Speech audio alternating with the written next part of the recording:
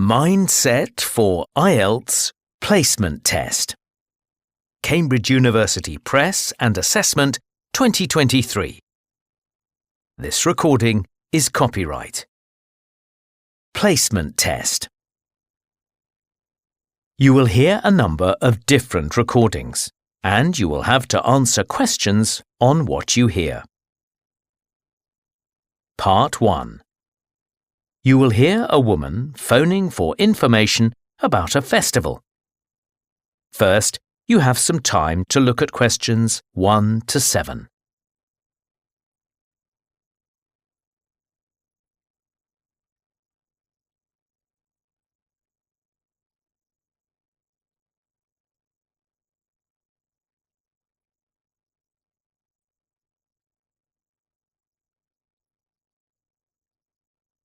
Listen carefully and answer questions 1 to 7. Good morning, Stretton Festival box office. How can I help you? Oh, hello. My family and I are on holiday in the area and we've seen some posters about the festival this week. Could you tell me about some of the events, please? Of course. First of all, are there still tickets available for the jazz band on Saturday? There are, but only £15. The £12 seats have all been sold. OK, and the venue is the school, isn't it? Yes, that's right. The secondary school. Make sure you don't go to the primary school by mistake. And there's an additional performer who isn't mentioned on the posters. Carolyn Hart is going to play with the band. Oh, I think I've heard her on the radio. Doesn't she play the oboe or flute or something? Yes, the flute. She usually plays with symphony orchestras, and apparently this is her first time with a jazz band. Well, I'd certainly like to hear her. Then the next thing I want to ask about is the duck races. I saw a poster beside a river. What are they exactly? Well, you buy a yellow plastic duck, or as many as you like. They're £1 each. And you write your name on each one. There'll be several races, depending on the number of ducks taking part. And John Stevens, a champion swimmer who lives locally, is going to start the races. All the ducks will be launched into the river at the back of the cinema. Then they'll float along the river for 500 metres, as far as the railway bridge. And are there any prizes? Yes. The first duck in each race to arrive at the finishing line wins its owner free tickets for the concert on the last night of the festival. You said you can buy a duck. I'm sure my children will both want one. They're on sale at a stall in the market. You can't miss it. It's got an enormous sign showing a couple of ducks. OK, I'll go there this afternoon. I remember walking past there yesterday. Now, could you tell me something about the flower show, please? Well, admission is free and the show is being held in Bythwaite Hall. Sorry, how do you spell that? Bythwaite.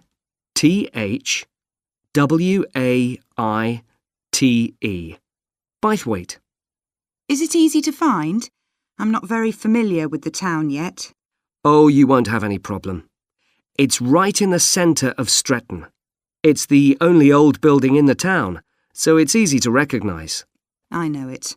I presume it's open all day. Yes, but if you'd like to see the prizes being awarded for the best flowers, you'll need to be there at 5 o'clock. The prizes are being given by a famous actor, Kevin Shapless. He lives nearby and gets involved in a lot of community events. Gosh, I've seen him on TV. I'll definitely go to the prize giving. Right.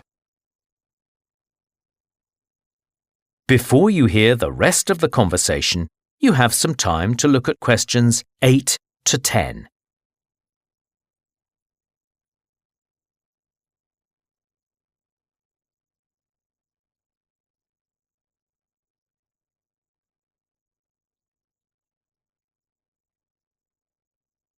I've seen a list of plays that are being performed this week, and I'd like to know which are suitable for my children and which ones my husband and I might go to.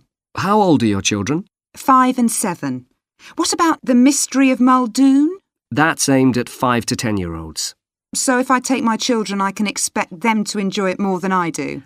I think so. If you'd like something for yourself and your husband and leave your children with a babysitter, you might like to see Fire and Flood.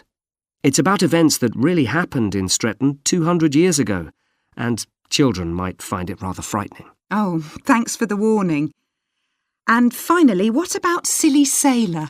That's a comedy, and it's for young and old. In fact, it won an award in the Stretton Drama Festival a couple of months ago. OK. Well, goodbye and thanks for all the information. I'm looking forward to the festival. Goodbye. Part 2. You will hear an admissions officer from a UK university talking to a group of postgraduate students in a university abroad about applying for a place at his university. First, you have some time to look at questions 11 to 20.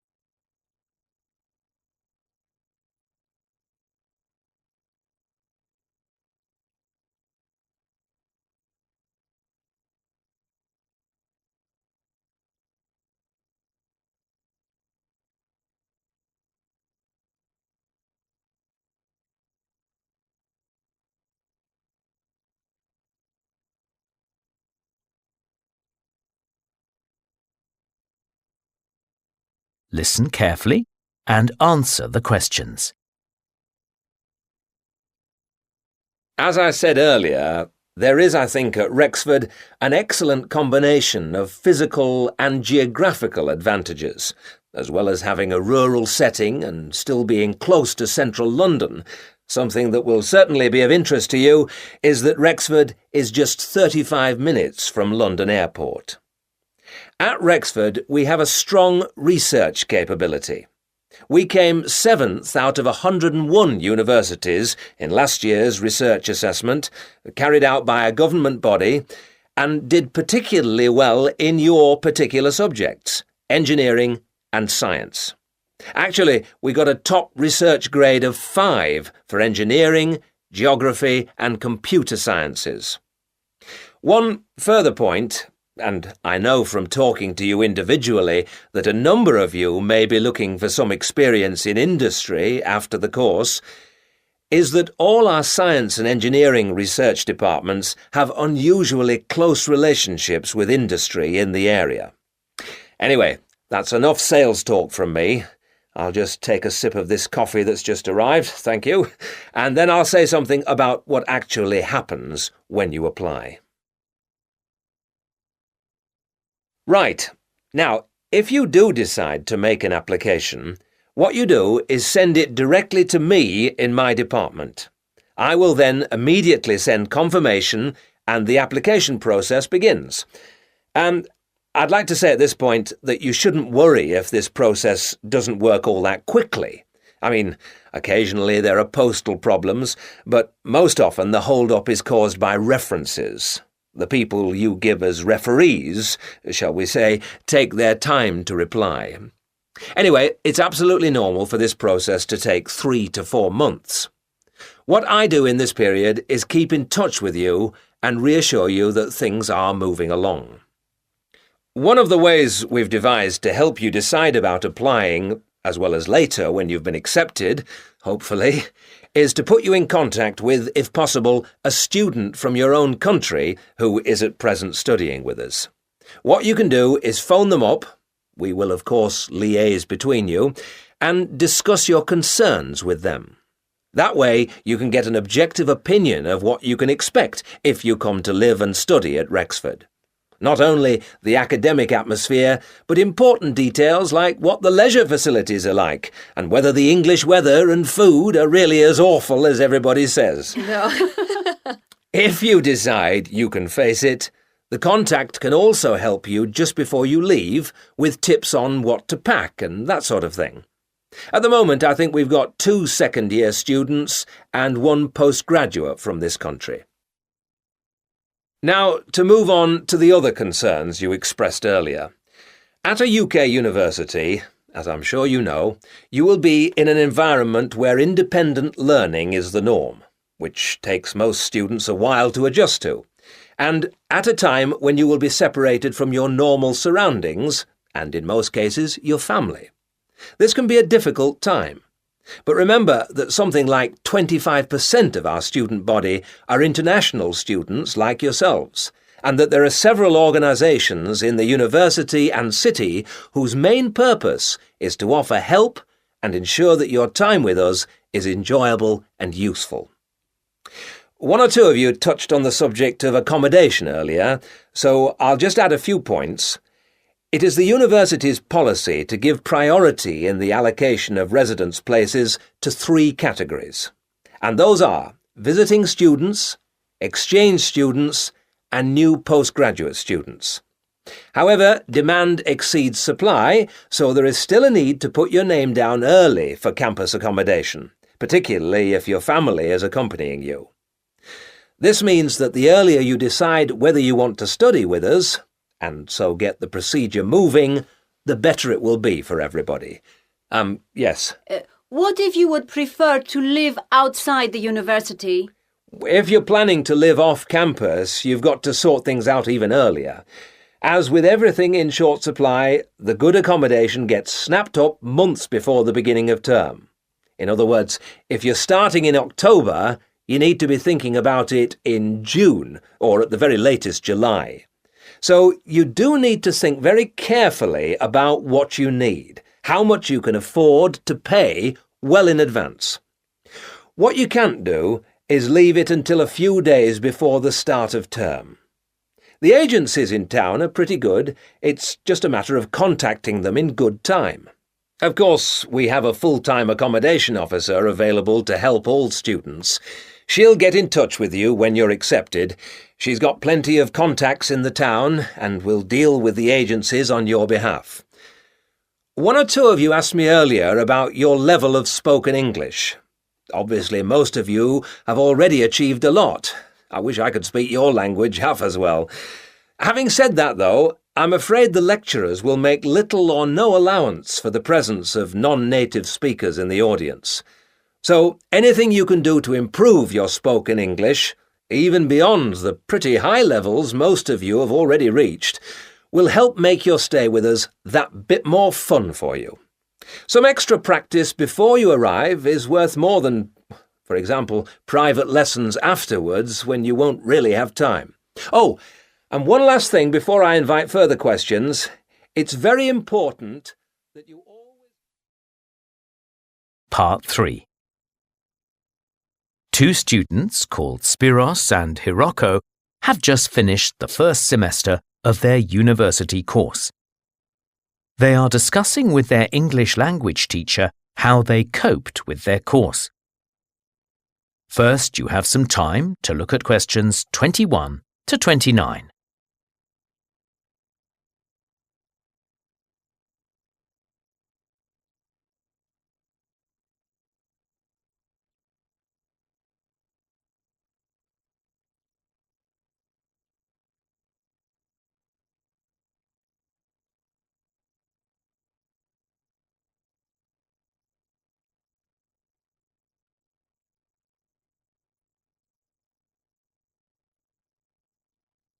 Listen carefully and answer the questions.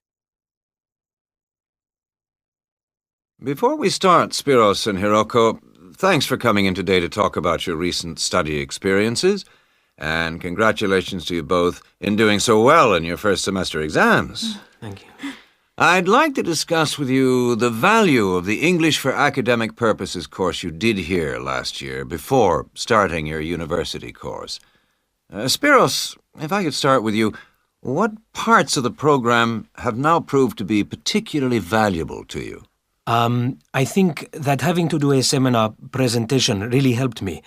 For example, a couple of weeks ago in our marketing subject, when it was my turn to give a presentation, I felt quite confident. Of course, I was still nervous, but because I had done one before, I knew what to expect. Also, I know I was well prepared, and I had practiced my timing. In fact, I think that in relation to some of the other people in my group, I did quite a good job, because my overall style was quite professional. What about you, Hiroko? That's interesting. In my group, I was really surprised by the way the students did their presentations. They just read their notes aloud. Can you believe that? They didn't worry about their presentation style or keeping eye contact with their audience. And I remember that these things were really stressed to us in the course here. So, how did you approach your presentation, Hiroko? Well, to speak frankly, I read my notes too. At the time, it was a relief to do it this way, but actually when I had finished, I didn't feel any real sense of satisfaction. I didn't feel positive about the experience at all. That's a pity. You know, although I was pleased with my presentation, I am not so pleased with my actual performance right now in the tutorials. During the whole semester, I've not said anything in our tutorial discussions. Not a word. Really, Spiros? Why's that? Do the other students talk too much? It's partly that, but it's mostly because I have had no confidence to speak out. Their style of speaking is so different. It's not the style we were used to during the course. They use so many colloquialisms. They're not very polite, and sometimes there seems to be no order in their discussion. Also, they are very familiar with each other, so because they know each other's habits, they can let each other into the discussion. You're right, Spiros. I've experienced that too. For most of this semester, I've said absolutely nothing in tutorials. But recently, I've been trying to speak up more, and I just jump in. And I've noticed an interesting thing. I've noticed that if they thought my point was interesting or new, then the next time they actually asked for my opinion. And then it was much easier for me to be part of the discussion. Oh, that's great, Hiroko. I hope that happens for me next semester. I'll have to work hard to find some interesting points. What helped you to find these ideas? I think that one thing that helped me with this was the reading. I've had to do so much reading this semester just to help me make sense of the lectures. At first, I couldn't understand what the lectures were talking about, so I had to turn to the books and journals. Every night I read for hours, using the lists of references that were given, and I made pages of notes. At breakfast, I read and read my notes again. This habit has helped me to follow the ideas in the lectures, and it's also given me some ideas to use in the tutorials. But I did so much reading anyway. I don't think there's any time left over for anything extra. My reading speed is still quite slow, though I'm much better at dealing with vocabulary than I used to be. What else do you think we could add to the course program to help with this reading problem? There's not really anything because it's my problem. I remember we were given long articles to read. We didn't like that, but now I realize that reading those long articles was good preparation for the things I need to read now.